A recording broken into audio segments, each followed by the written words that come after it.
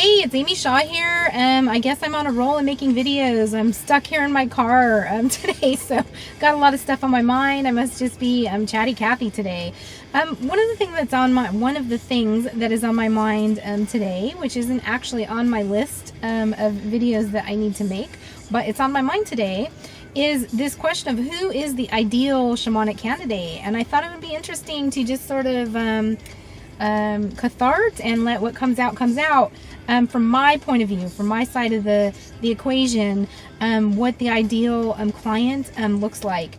The reason this is important, I think, is because this notion of healing, how it occurs, where it occurs, who's responsible for it, is so crucial. You know, I hear people say that you should never go to someone that claims to be a healer, because in actuality nobody can heal you. We all possess the innate ability to heal ourselves, and so anybody that claims that they can somehow heal you basically is a charlatan or fake or fraud. I think that does have a legitimate point to it, and I would say that for the most part I do agree with it. However, I also think on the other side of that it really disempowers a lot of people in what they do, whether that's, you know, massage therapists or psychotherapists or even physicians prescribing medications, you know, to say that the service that they're providing is not capable of healing somebody. I think that's disempowering, and I don't agree with that either. I think that it does occur in a tandem relationship, the internal and the external. Ultimately, the power to harm or heal oneself does reside within oneself. And as a shaman, I feel like what I really do is help facilitate the healing process. But it's even more than that, because I know that I do work. And I come with skills, and I come with experience, and I come with gifts. And I employ those for my clients in a way that synergistically creates a healing condition for them. So I see both sides of it, and I think both have valid points. And yeah, it's just that. So why do I want to talk about what makes the ideal shamanic client? Well, because I think that this notion of healing is really important. I get a lot of people that contact me and think like in one shamanic session that they're going to be miraculously healed of 10, 12, 20 years of stuff that they've been carrying, you know, anxiety and depression and really ingrained, entrenched symptoms that they've had for a long time. And it's kind of like a lot of times shamans, I think we end up being the last stop. So it's like people, you know, in indigenous cultures, at the first sign of any kind of distress or illness or, you know, being out of sorts, the person would go and see the shaman at the first sign. In our culture, it's kind of like the last stop. I've tried this, you know, multiple things they've tried, and now they're desperate. So now let's go seek out a shaman and see what they can do. It's unfortunate, but that's the way that our culture is.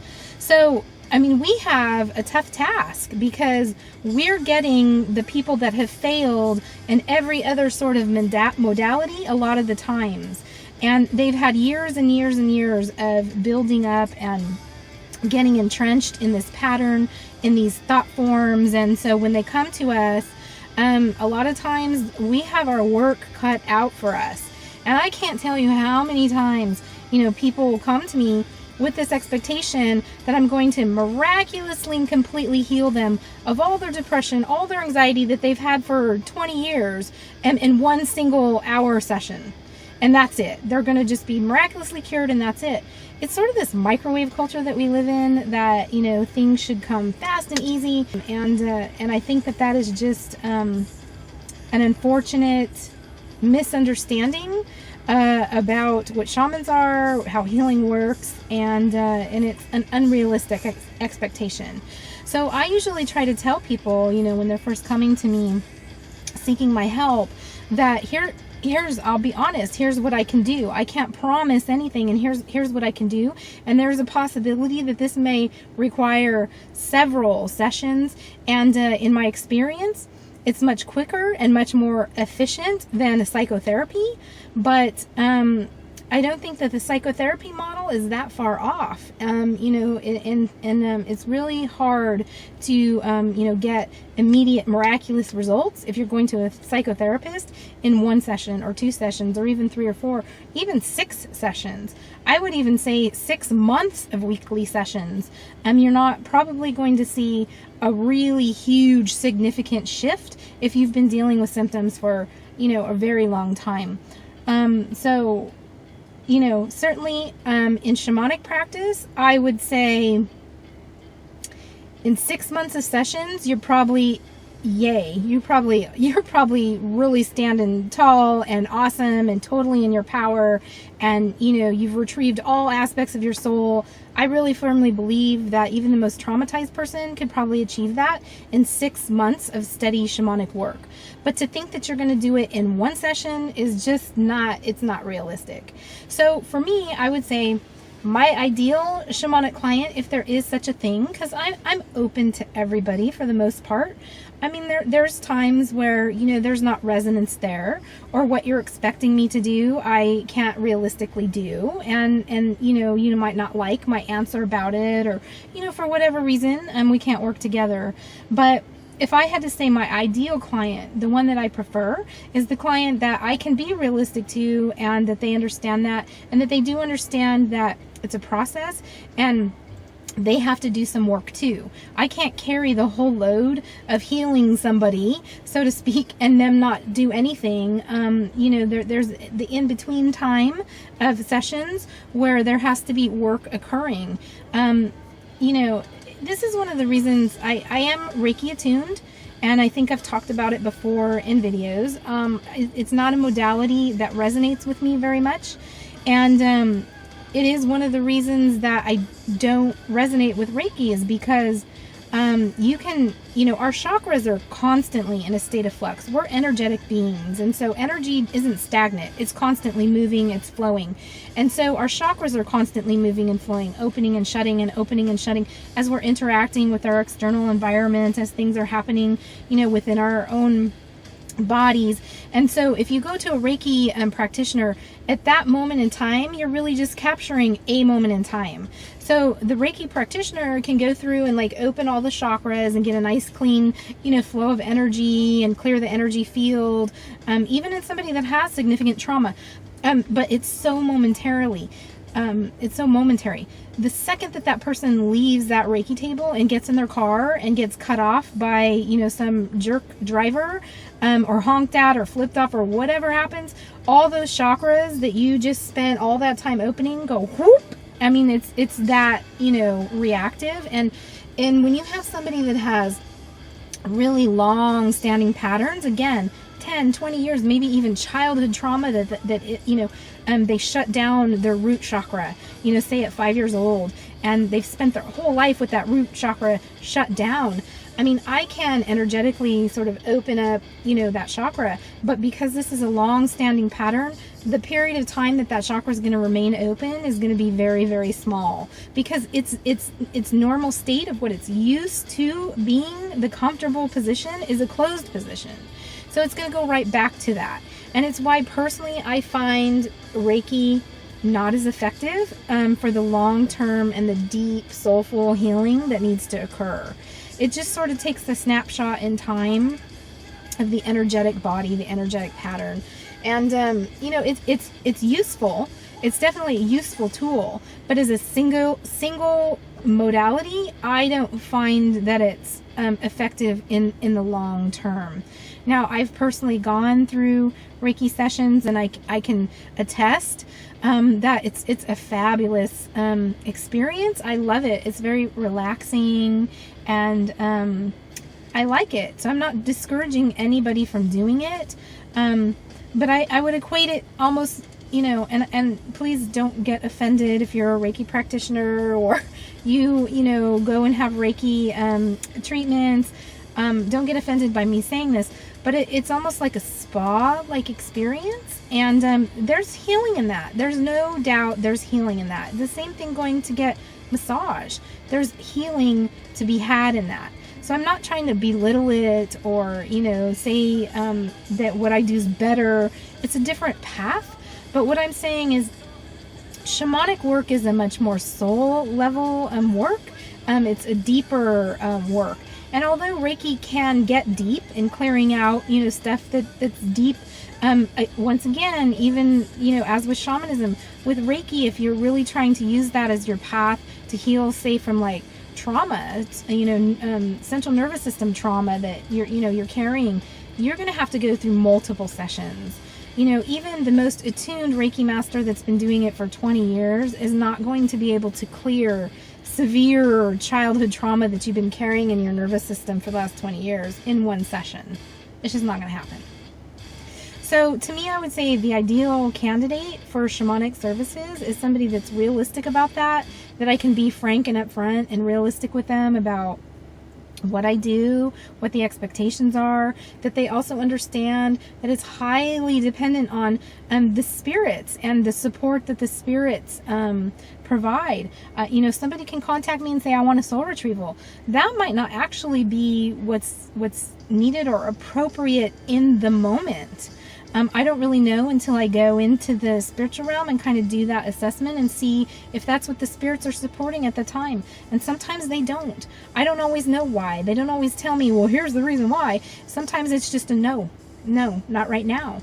And usually when that happens, I'll say, okay, well, what can I do to help this person prepare? If this is what's needed as a soul retrieval, what can I help this person do to prepare for the soul retrieval? And usually I will get a pretty clear idea or, something to bring back to share with my client that, hey, maybe you're not quite ready for the soul retrieval yet. And here's some preparation work that needs to be done first. And so the ideal client is the one that will listen to that and will do the work, whatever it is, the prescription, so to speak, that the spirits give, that they'll follow through and do that work, to sort of clear that and get them the ground ready, to do the full soul retrieval. So, that's for me who the ideal client is somebody that's realistic in their expectations. And if they're not realistic in their expectations, then they're at least open and understanding to me being realistic about the expectations, and that there's an agreement between us, and that they also are somebody that's willing to take on the burden of their own healing and do the work. Another example that comes to mind is in the Bible. Jesus talked about, when he was doing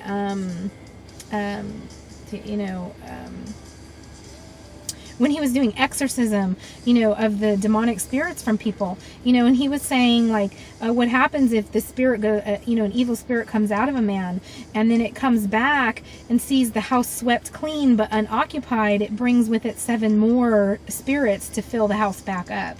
So the condition of the man is worse than it was, when he just had that one spirit, sort of attached or possessing him. And so I reflect back a lot on that verse because I think that there is a fundamental truth to that. I've seen it in my own shamanic practice.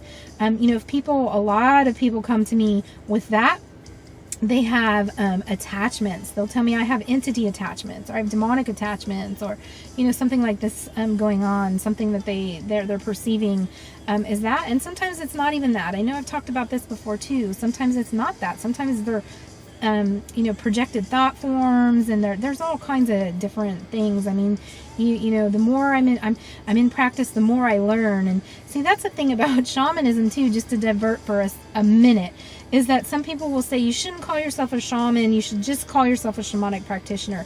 Well, why? What's the difference? Because one is learning and one is not? Or one is practicing and one isn't really practicing but doing the real thing? I don't really know. It's not, it's not a distinction that I understand, really. I mean, because fundamentally, I think I'm always going to be practicing in essence, and I'm always going to be learning. I mean, there's never going to be a time where I stop learning and I say, okay, I've arrived. I'm no longer a practitioner. Now I'm the shaman, and it's all that learning is done. No, of course not. You're always learning. So anyway, back to what I, was saying is that, a lot of people contact me for that. They want help with spirit attachment, entity attachment, removal. We would call that exorcism. We would call that extraction. In shamanic language, it's actually extraction. You know, it assists with the physical healing of the body, with psychological and emotional healing. I mean, on so many levels. But the thing of it is, that's the thing, is sometimes people are confused about that because they don't really understand that it's actually, and it really doesn't matter. Shamanically speaking, it doesn't even matter really if it's a thought form or if it's an entity. I mean, these are discernments that to the client don't matter. They just want the thing away, gone, ridded. But the thing of it is, if it is a thought form, projected thought form, this can be, again, a long-standing pattern that's been going on forever. And you're not going to, in one shamanic session, I can like strip that away, but you know what, it's like the spirit goes and then 7 more come, because the second that client leaves, because it's such an ingrained you know, thought form, they'll just invite it right back in. And so there has to be this period of educating that for me in my practice that goes along with it as well, and being able to identify to the client, okay, this that you're experiencing as an entity attachment is actually a thought form. I'm just giving a case in point if this is what's really happening, and saying this really is a thought form attachment, and I can extract it, but because it's so ingrained, you're going to invite it right back in. And so it's pointless for me to keep doing these extractions. You know, I can't follow you around 24/7. I can't see you every single day. And so there comes a point where I've identified this for you, I've done the initial extraction, and now you as the client have to do the work, and I will teach you how to do it. I will teach you how to maintain, you know, how to be in maintenance mode with the work that I've done. But that requires some work on your part. So for me, that is the ideal client, the one that takes that responsibility for their own healing and maintaining that healing seriously and will do the work. Otherwise, I'm not a miracle worker in the sense that I can just, you know, totally put a bubble around you and you'll never experience any of that again because I've done some sort of magic spell. That's just not how it works. It's not how it works. But don't get me wrong. I really believe that shamanism is powerful, and I think it's much more effective than psychotherapy. Definitely. So anyway, that's all I really had to say about that. So anyway, hopefully I didn't scare anybody away. You're always free to contact me, and you know, we can talk real about what the expectations are and how realistic you know, that may or may not be. As always, have a great day, and I love you guys so much. Thank you for watching.